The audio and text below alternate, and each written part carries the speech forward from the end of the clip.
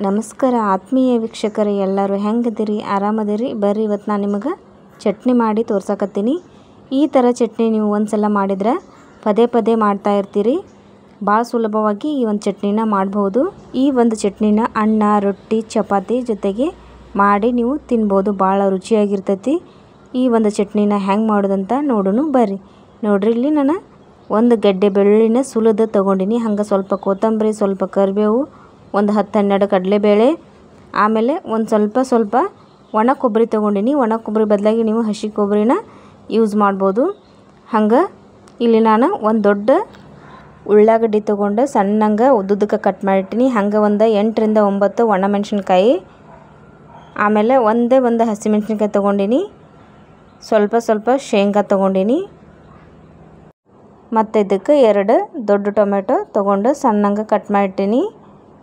ಈಗ ಇದನ್ನು ಹೆಂಗೆ ಮಾಡೋದಂತ ನೋಡೋಣ ಬರ್ರಿ. ಇಲ್ಲಿ ಒಲೆ ಮೇಲೆ ಒಂದು ಪಾತ್ರೆ ಇಟ್ಟಿನಿ. ಪಾತ್ರೆ ಸ್ವಲ್ಪ ಬಿಸಿ ಆದಮೇಲೆ ಶೇಂಗಾ ಹಾಕಿನಿ. ಈ ಶೇಂಗಾ ಆದಮೇಲೆ ಸ್ವಲ್ಪ ನಾ ಕಡಲೆಬೇಳೆ ತೊಗೊಂಡಿದ್ನಲ್ಲ, ಆ ಕಡಲೆಬೇಳೆನೂ ಇದ್ರೊಳಗೆ ಹಾಕಿ ಚೆಂದಂಗೆ ಸಣ್ಣ ಉರಿ ಒಳಗೆ ಹುರಿಬೇಕು. ಇದನ್ನು ಶೇಂಗಾ ಕಡಲೆಬೇಳೆ ಒಂದು ಅರ್ಧ ಫ್ರೈ ಆದಮೇಲೆ ಇಲ್ಲಿ ನಾ ತೊಗೊಂಡಿದ್ನೆಲ್ಲ ಒಣ ಕೊಬ್ಬರಿನ ಇದ್ರೊಳಗೆ ಹಾಕಿ ಸ್ವಲ್ಪ ಫ್ರೈ ಮಾಡ್ಕೊಳ್ತೀನಿ ನೋಡ್ರಿ. ಆಮೇಲೆ ಸ್ವಲ್ಪ ಕರಿಬೇವು ತೊಗೊಂಡಿದ್ನೆಲ್ಲ ಅದನ್ನು ಕೂಡ ಇದಕ್ಕೆ ಹಾಕಿನಿ. ಈ ರೆಸಿಪಿ ನಿಮ್ಗೆ ಇಷ್ಟ ಆದರೆ ದಯವಿಟ್ಟು ನಮ್ಮ ಚಾನಲ್ನ ಸಬ್ಸ್ಕ್ರೈಬ್ ಮಾಡಿ ನೋಡಿರಿ. ನಿಮಗೆ ಯಾವಾಗಲೂ ಒಂದೇ ಥರ ಚಟ್ನಿ ಮಾಡಿ ತಿಂದು ಬೇಸರಾಗಿದ್ರೆ ಹಿಂಗೊಮ್ಮೆ ನೀವು ಮಾಡ್ತೀನ್ರಿ, ಭಾಳ ರುಚಿಯಾಗಿರ್ತೈತಿ ನೋಡ್ರಿ. ಇದು ಫ್ರೈ ಆಗೈತಿ. ಈಗ ಇದನ್ನೊಂದು ಪಾತ್ರೆಗೆ ತೆಗಿತೀನಿ. ಒಂದು ಪಾತ್ರೆಗೆ ತೆಗೆದಾದ್ಮೇಲೆ ಇದಕ್ಕೆ ನಾನು ಅಡುಗೆ ಎಣ್ಣೆನ ಹಾಕಿ ನೋಡ್ರಿ. ಅಡುಗೆ ಎಣ್ಣೆ ಯಾವುದನ್ನಾದರೂ ನೀವು ಬಳಸ್ಬೋದು. ಈಗ ಇದಕ್ಕೆ ನಾನು ಮೆಣಸಿನ್ಕಾಯಿ ತೊಗೊಂಡಿದ್ನೆಲ್ಲ ಒಣ ಮೆಣಸಿನ್ಕಾಯಿನ ಅದನ್ನು ಹಾಕಿ ಇದಕ್ಕೆ ಚೆಂದಂಗೆ ಫ್ರೈ ಮಾಡ್ತೀನಿ. ಇದನ್ನು ಫ್ರೈ ಮಾಡಬೇಕಾದ್ರೆ ಸಣ್ಣ ಉರಿನೇ ಇರಬೇಕು ನೋಡ್ರಿ, ಅಂದರೆ ಈ ಮೆಣಸಿನ್ಕಾಯಿ ಹೊತ್ತಂಗಿಲ್ಲ. ಸ್ವಲ್ಪ ಫ್ರೈ ಆದಮೇಲೆ ಈ ಮೆಣಸಿನ್ಕಾಯಿನ ತೆಗಿಬೇಕು ನಾವು. ಈ ಮೆಣಸಿನ್ಕಾಯಿ ಕೂಡ ನಾನು ತೆಗ್ದೀನಿ ನೋಡ್ರಿ. ಈಗ ನಾನು ತೊಗೊಂಡಿದ್ನೆಲ್ಲ ಒಂದು ಮೆಣಸಿನ್ಕಾಯಿ, ಹಸಿ ಮೆಣಸಿನ್ಕಾಯಿ, ಅದನ್ನು ಕೂಡ ಕಟ್ ಮಾಡಿ ಚೆಂದಂಗೆ ಫ್ರೈ ಮಾಡ್ಕೋತೀನಿ. ಯಾಕೆ ಇಲ್ಲಿ ಕಟ್ ಮಾಡಿ ಹಾಕಿನಂದರೆ ಇಡೀದ ಎಣ್ಣೆಯೊಳಗೆ ಹೋಗಿದ್ರೆ ಅದು ಸಿಡಿತೈತಿ, ಹಾಗಾಗಿ ಕಟ್ ಮಾಡಿ ಹಾಕಿ ನೋಡ್ರಿ. ಇದನ್ನು ಫ್ರೈ ಆದಮೇಲೆ ಇಲ್ಲಿ ನಾನು ತೊಗೊಂಡಿರುವಂಥ ಈರುಳ್ಳಿನ ಫ್ರೈ ಮಾಡಾಕತ್ತೀನಿ ರೀ. ಈರುಳ್ಳಿನೂ ಅಷ್ಟೇ ನೋಡ್ರಿ, ಚೆಂದಂಗೆ ನೀಟಂಗೆ ಇದನ್ನು ಈರುಳ್ಳಿನ ಫ್ರೈ ಮಾಡಬೇಕು. ಉಳ್ಳಾಗಡ್ಡ್ಯಾಗ ಸ್ವಲ್ಪನೂ ಹಸಿ ಸ್ಮೆಲ್ ಇರಬಾರ್ದು, ಹಂಗೆ ನಾವು ಇದನ್ನು ಚೆಂದಂಗೆ ಫ್ರೈ ಮಾಡ್ಬೇಕು ನೋಡ್ರಿ. ಇಲ್ಲಿ ಈ ಥರ ಇದನ್ನು ಫ್ರೈ ಆದಮೇಲೆ ಒಂದು ಪಾತ್ರೆಗೆ ತೆಗಿಯಾಕತ್ತೀನಿ. ಇಲ್ಲಿ ನಾ ಮಾಡಾಕತ್ತೀನಿಲ್ಲ, ಈ ಚಟ್ನಿ ಒಳಗೆ ಯಾವುದೇ ರೀತಿ ಹಸಿ ಸ್ಮೆಲ್ ಇರಂಗಿಲ್ಲ. ಈಗ ನೋಡ್ರಿ, ಇಲ್ಲಿ ನಾನು ಬೆಳ್ಳುಳ್ಳಿನ ಫ್ರೈ ಮಾಡಾಕತ್ತೀನಿ. ಬೆಳ್ಳುಳ್ಳಿ ಕೂಡ ಫ್ರೈ ಮಾಡೀನಿ. ಹಿಂಗೆ ಫ್ರೈ ಮಾಡ್ಬೇಕು ನೋಡ್ರಿ. ಅದಾದಮೇಲೆ ನಾವು ತೊಗೊಂಡಿದ್ವಲ್ಲ ಟೊಮೆಟೊ ಕೂಡ ಚೆಂದಂಗೆ ಫ್ರೈ ಮಾಡಬೇಕು. ಸಣ್ಣ ಉರಿ ಒಳಗೆ ಈ ಒಂದು ಟೊಮೆಟೊನ ಫ್ರೈ ಮಾಡಬೇಕು.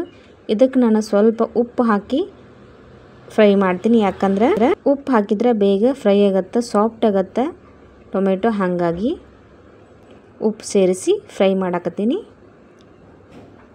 ಇದನ್ನು ಬೇಕಾದ್ರೆ ಮುಚ್ಚಿ ಇಟ್ಟು ನೀವು ಫ್ರೈ ಮಾಡ್ಬೋದು, ಬೇಗನೆ ಸಾಫ್ಟ್ ಆಗುತ್ತೆ. ಇನ್ನು ನೋಡ್ರಿ, ಈ ಥರ ಟೊಮೆಟೊ ಸಾಫ್ಟ್ ಆಗಬೇಕು.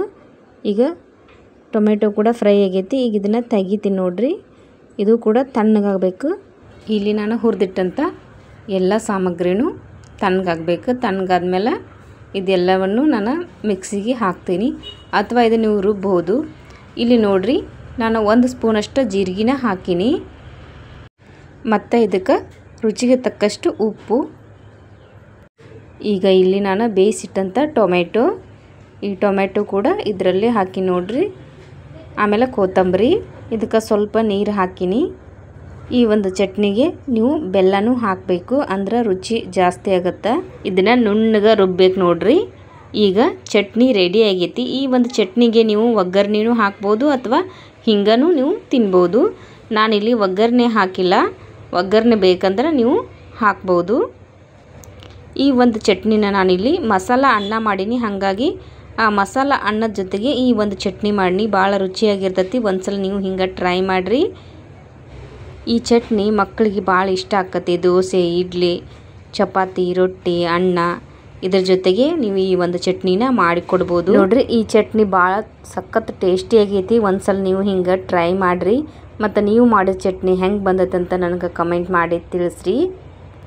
ಮನೆಯಲ್ಲಿರುವಂಥ ಸಾಮಗ್ರಿ ಬಳಸಿ ಸಖತ್ ಟೇಸ್ಟಿಯಾಗಿರುವಂಥ ಚಟ್ನಿನ ಮಾಡಿ ತೋರಿಸೀನಿ. ಈ ಒಂದು ಚಟ್ನಿ ರೆಸಿಪಿ ನಿಮ್ಗೆ ಇಷ್ಟ ಆಗೈತೆ ಅಂತ ಅಂದ್ಕೊಂಡೀನಿ. ಈ ರೆಸಿಪಿ ನೋಡಿದ್ದಕ್ಕಾಗಿ ನಿಮ್ಗೆ ತುಂಬ ಧನ್ಯವಾದಗಳು. ಇನ್ನೊಂದು ರೆಸಿಪಿ ತೊಗೊಂಡು ಬರ್ತೀನಿ.